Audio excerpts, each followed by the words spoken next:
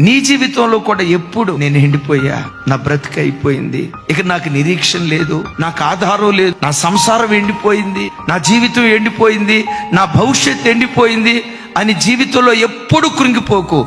ఈ దేవుడు ఎవరో తెలుసా? ఎండిన చెట్టును, మోడుబారిన చెట్టును పచ్చని చెట్టుగా మార్చగలిగిన శక్తివంతుడైన దేవుడు. అయితే కొన్నిసార్లు నీ పరిస్థితి షండునులాగా ఎండిపోయినట్లుగా కనపడొచ్చు. నీవేం చేయాలో తెలుసా? పాత నిబంధనలో ఆ షండులు విశ్రాంతి దినాన్ని ఆచరించేవాళ్ళు. ఈ క్రొత్త నిబంధన కాలంలో ప్రతి క్రైస్తవుడు పునరుద్ధానపు దినాన్ని ఆచరించాలి. తీర్మానం చేసుకో.